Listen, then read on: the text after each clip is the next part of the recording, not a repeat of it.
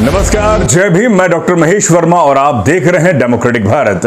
आज हम आपसे बात करेंगे राजस्थान में लगातार दलितों पर जो अत्याचार हो रहे हैं, गैंगरेप की जो घटनाएं बढ़ी हैं, एनसीआरबी का जो आंकड़ा है, जो डेटा है, उसमें 22% की वृद्धि राजस्थान में ही दिखाई गई है।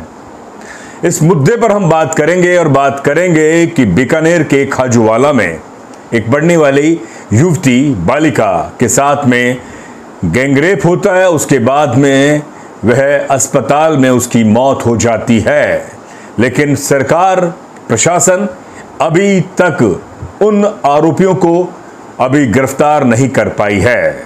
साथियों, पूरी बात करेंगे, लेकिन मेरे आपसे निवेदन है कि कृपया करके डेमोक्रेटिक भारत का यूट्यूब चैनल को आप सब्सक्राइब कर दीजिए और बेल आइकन जरूर दबा दीजिए, जिससे कि हमारे लगातार मिलने वाले नोटिफिकेशंस आपको मिलते रहे। और हमारा डेमोक्रेटिक भारत का जो फेसबुक पेज है, उसे भी आप फॉलो लाइक कर सकते हैं, और इसी नाम से हमारा इंस्टाग्राम भी है, ट्विटर हैंडल भी है, आप उसे भी फॉलो लाइक कर सकते हैं। जी हां, बात राजस्थान में जिस तरह से दलित अत्याचार की घटनाएं इन 5 सालों में हुई है, उस पर हम मौजूदा सरकार से ही सवाल करेंगे, क्योंकि जो सरकारें होती हैं उन्हीं से सवाल इसलिए करना होता है क्योंकि सरकार हमारी सुरक्षा की जिम्मेदारी लेती है और सिस्टम पर वही काबिज होती है। अगर यहां पर गैर कांग्रेस सरकार होती तो हम उससे भी सवाल करते, लेकिन मौजूदा परिस्थिति में, मौजूदा हालात में, इस समय या मौजूदा दौर में राजस्थान के अंदर कांग्रेस की सरकार है और उसके मुखिया अशोक गहलोत हैं। उनसे ही सवाल बनता है कि आखिर दलितों के साथ जो घटनाएं लगातार हुई हैं, उस पर आखिर आपने बड़ा इकबाल क्यों नहीं दिखाया? सरकार का डंडा जमीनी स्तर पर नजर क्यों नहीं आया? क्या जो सामंती जातियों के जो तथाकथित लंपट असामाजिक तत्व हैं, वो उस तरह की घटनाओं को अंजाम देते हैं? न्याय प्रक्रिया बहुत सुस्त अवस्था में काम करती है, पुलिस लापरवाही करती है पूरी पैरवी में। उसी का हौसला उन अपराधियों को, उन असामाजिक तत्वों को मिलता है, और उसके मद्देनजर इस तरह की घटनाएं लगातार हमें देखने को मिलती है। वही दलित परिवार, जो दलित समुदाय है, वो न्याय प्रिय है, संविधान प्रिय है, संविधान प्रदत्त है, संविधान को वो समझता है और वो चाहता है कि उसकी बहन बेटी के साथ या उसके भाइयों के साथ, उसके माँ बाप के साथ जो घटनाएं हुई हैं, उसको, उस घटनाओं में उस आरोपी को सख्त से सख्त धाराओं में सजा हो और कानून का इकबाल जमीनी स्तर पर नजर आए, लेकिन बिल्कुल नजर नहीं आता है। बात हम खाजूवाला की करेंगे। खाजूवाला में एक युवती हर दिन अपने गांव से KG2 खेजड़ी नाम का गांव है, वो खाजूवाला आती है, वहां कोचिंग के लिए, कंप्यूटर के कोचिंग करती है। वहां पर हर तकरीबन 10 से 12 दिन लगातार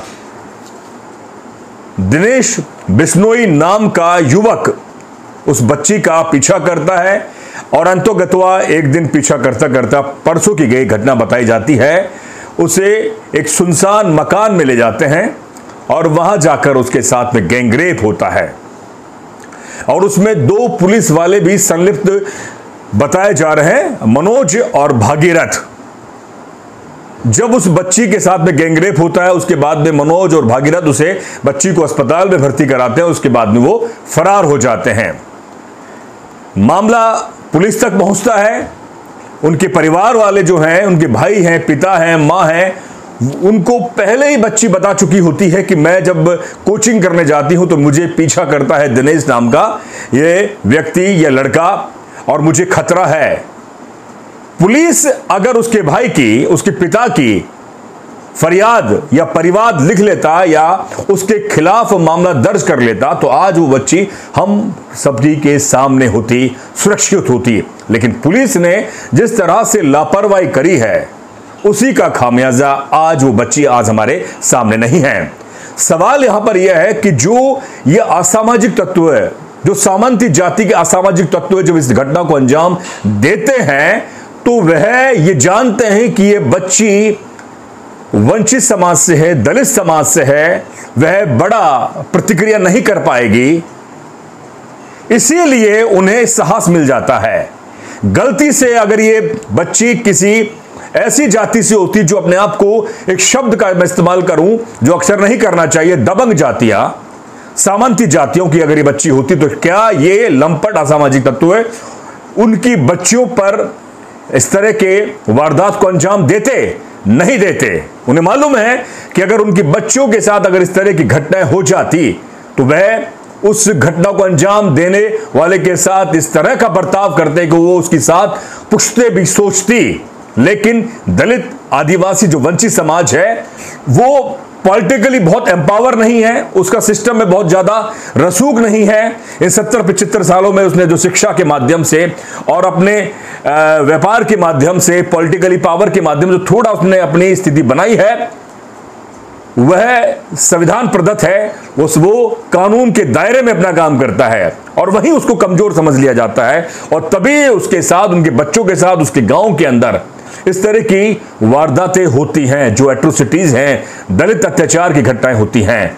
मैं आपके सामने जो सवाल रख रहा हूं वो ये है, जो बच्ची के साथ जो घटना हुई, वह बच्ची लगातार अपने घर वालों को कह रही है कि मेरे साथ ये घटना हो सकती है। अगर पुलिस वाले इस घटना को सही मायने में मामला दर्ज कर लेते तो वो दिनेश बिश्नोई आज सलाखों के पीछे होता और वो बच्ची सुरक्षित होती, और जो उसमें संलिप्त भागीरथ और मनोज नाम के जो हवलदार हैं, सिपाही हैं, वो भी आज सलाखों में होते। जब एक कार्रवाई, जब ये वारदात हुई उसके बाद में वहां के एसपी जो तेजस्विनी गौतम हैं, उन्होंने अभी उन्हें निलंबित कर दिया है, लेकिन बर्खास्त करने की बड़ी मांग हो रही है। खजुवाला जो पुलिस स्टेशन उसके बाहर परिवार वाले लगातार धरने पर बैठे हैं कि जल्द से जल्द उन अपराधियों को गिरफ्तार किया जाए। ये पूरी घटना हम दैनिक भास्कर और सोशल मीडिया के माध्यम से आप तक ये पहुंचा रहे हैं। दैनिक भास्कर ने इस पूरे को कवर किया है, कवरेज किया है और बात की है उनके परिवार वालों से कि आखिर ये घटना किस तरह से अंजाम हुई, कौन थे क्या और किसका डर था। और बताया जाता है कि जो दिनेश बिश्नोई नाम का जो जिसने इस घटना को अंजाम दिया, बताया जाता है वह कुछ दिन पहले उसी थाने के एसएचओ जो वहां से उनका ट्रांसफर हुआ, उनके जो विदाई समारोह में फोटो खिंचाता है, नाच गाना करता है, उसे कहीं ना कहीं पुलिस का श्रेय भी मिली हुई थी। इसी शय की वजह से वो खुला घूम रहा था और उसने इस घटना को अंजाम दे दिया। SC/ST एक्ट के तहत मामला दर्ज है,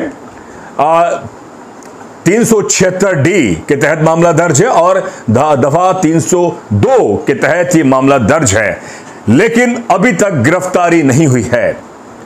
विपक्षी राजनीतिक पार्टी बीजेपी अब कांग्रेस सरकार को कटघरे में खड़ा कर रही है। आखिर ये राजस्थान में क्या हो रहा है? NCRB के जो आंकड़े बता रहे हैं, राजेंद्र राठौड़, गजेंद्र सिंह शेखावत और पूर्व मुख्यमंत्री वसुंधरा राजे भी गहलोत सरकार पर निशाना साध रही है। उन्होंने ट्वीट करके कहा कि आखिर ये बच्चियां कब सुरक्षित होंगी, दलितों पर अत्याचार कब बंद होंगे। ये बयानबाजी राजनीतिक बयानबाजी है। जमीनी स्तर पर अगर ये नेता तमाम जो राजनीतिक पार्टियों के हैं, जो सामंती जातियों के हैं, मैं सामंती जाति इसलिए कह रहा हूं क्योंकि जो जातियां हैं वह अगर अपने समाज के लंपटों को और जो इस तरह की आपराधिक घटनाएं करते हैं उन पर अगर लगाम नहीं कसेंगे तो इस तरह की घटनाएं होंगी।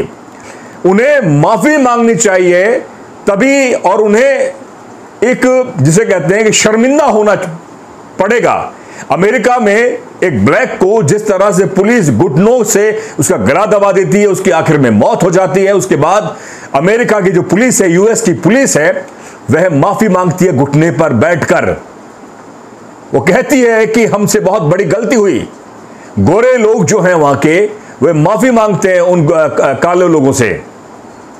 क्या इतना बड़ा दिल इस जो सामंती जातियां हैं खास तौर पर, वह अपने लिए कभी दलितों से माफी मांग पाएंगे? नहीं। उनके नेता बड़े बड़े बयान देंगे लेकिन जमीनी सच्चाई पर बात नहीं करेंगे कि आखिर इसकी वजह क्या है, इस तरह की घटनाएं क्यों होती हैं। तो साथियों, बात मैं यही कर रहा हूं कि जो SHO अरविंद शेखावत है उस पर भी मामला बन रहा है कि उन्होंने भी लापरवाही करी। उनके पास भी पहले ये परिवार गया था लेकिन बड़ी कार्रवाई नहीं हुई। और साथ में दिनेश बिश्नोई ने जो घटना करी है, और मनोज और जो भागीरथ हैं उस पर जो संलिप्त पाए जाते हैं वो भी इस समय फरार हैं। तो ये बड़े मामले हमारे सामने हैं।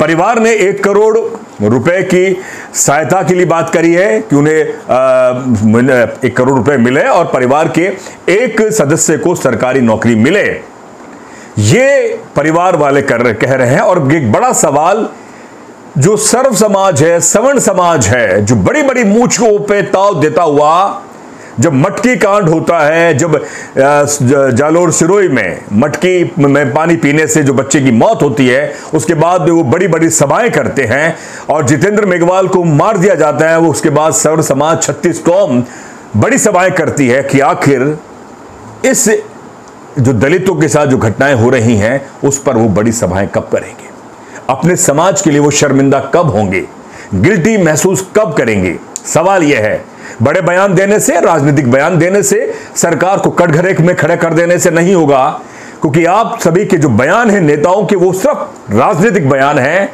वो जमीनी स्तर पर सच्चाई को उजागर करने वाले बयान नहीं हैं। तो मैं यही कहूंगा कि जो खाजूवाला में जो घटना हुई है उसको सही तरह से अगर पुलिस गंभीरता से लेती तो आज वो बच्ची हम सभी के सामने होती।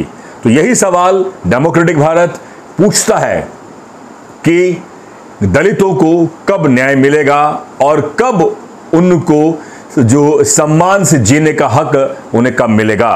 अक्सर कहा जाता है कि जो SC/ST एक्ट के तहत जो मामले दर्ज होते हैं उसमें 80 से 90% फर्जी पाए जाते हैं। ये सरकार की कई बड़े अधिकारी और नेता कहते हैं और जो सर्व समाज के, जो सवर्ण समाज के, वो भी कहते हैं। गहलोत ने यह कहा कि 56% जो दुष्कर्म के मामले फर्जी हैं। मैं कहूंगा कि उसमें फर्जी नहीं होते, जो पैरवी होती है, चार्जशीट दायर होती है, कोर्ट कचहरी में जो पीड़ित परिवार जाता है, पुलिस सही तरह से कार्रवाई नहीं करती, पुलिस भी समझौते पर आ जाती है, उसे राजनीतिक प्रेशर डाला जाता है उस पीड़ित परिवार पर, आसपास का प्रभाव पड़ता है। वो कहा जाता है कि आपको इसी गांव में रहना है, इसी गांव से निकलना है, इसी गांव में धंधा करना है, यहां बच्चे पढ़ेंगे, सुरक्षित नहीं हो, हमला हो सकता है। तो अंतर्गत हुआ वो बैकफुट पर आता है परिवार और उसके बाद रफा दफा करना पड़ता है। अगर पुलिस सही मायने में कार्रवाई करती, उन अपराधियों को जिन्होंने दलित पर जो हमले किए, गैंगरेप किए, हत्याएं की, यातनाएं दी, अगर सही तरह से पुलिस कार्रवाई करे तो मैं कहता हूं कि जो आंकड़े हैं SC/ST एक्ट के तहत जो मामले दर्ज हैं, जो सजा के जो मामले हैं, सजा तक पहुंचने के जो आंकड़े हैं, वो बहुत ज्यादा बढ़ जाएंगे। ये जमीनी सच्चाई है, क्योंकि पुलिस के अंदर भी जो एक सामंती तत्व किस्म के मानसिक किस्म के लोग ही काम करते हैं, क्योंकि जाति मानसिकता उनके अंदर भी उसी जहरीली मानसिकता है और वो दलितों को और वंचितों को उसी नजरिए से देखते हैं। सवाल यहां पर यह है, तभी पुलिस अपनी जो एक सही कार्रवाई करनी चाहिए वो नहीं कर पाती। और सवाल अक्सर न्याय जो तंत्र है, हमारा न्यायालय है, वहां पर भी, कोर्ट कचहरी पर भी उठता है। इसीलिए दलित हमेशा पीड़ित रहता है, वो बड़े बड़े आंदोलन करता है, बड़ी बड़ी खबरें आती हैं, लेकिन न्याय जब मिलने की बारी आती है तो उसके जो डेटाज हैं, उसके जो आंकड़े हैं, वो बहुत कम हो जाते हैं। तो आज खाजूवाला की घटना पर हमको फिर पुनः कहना पड़ेगा कि लगातार राजस्थान में जो घटनाएं हुई हैं और चुनाव मात्र 2 से 4 महीने बाद चुनाव है, 2 महीने तकरीबन बाद, 2-2.5 महीने बाद आचार संहिता लग जाएगी और 4 महीने बाद चुनाव है। सरकार अभी भी अगर दलितों को सुरक्षा और एक ऐसा इकबालिया बयान सरकार की मुखिया नहीं देते तो मुझे लगता है कि आने वाले समय में ये जनता चुनाव के अंदर बड़ा फैसला ले सकती है, जैसे कि 2018 में जनता ने लिया था। तो साथियों, मेरा आपसे निवेदन है कि आपको ये पूरा जो कंटेंट है, जो घटना की हमने आपको विवरण दिया, आपको सही मायने में कैसा लगा, आप अपनी राय, अपने मशवरा जरूर दें। और हमारा जो चैनल है डेमोक्रेटिक भारत, उसे आप लाइक और फॉलो कर सकते हैं, सब्सक्राइब कर सकते हैं और उस वीडियो को ज्यादा से ज्यादा जन आवाम तक पहुंचाएं। और हमें आर्थिक सशक्तिकरण करने के लिए आप हमें मदद कर सकते हैं। हमारा जो इस समय आपको जो फोन पे नंबर दिख रहा है उस पर आप फोन पे कर सकते हैं, जिससे कि हम और ज्यादा दबंगाई से जन मुद्दों को उठा सके और ग्राउंड रिपोर्टिंग भी कर सके। तो मैं आखिरी में यही निवेदन कि डेमोक्रेटिक भारत को आप इसी तरह से आप बने रहें और हमें और भी राय और सुझाव देते रहें। तो साथियों, दीजिए इजाजत, शुक्रिया।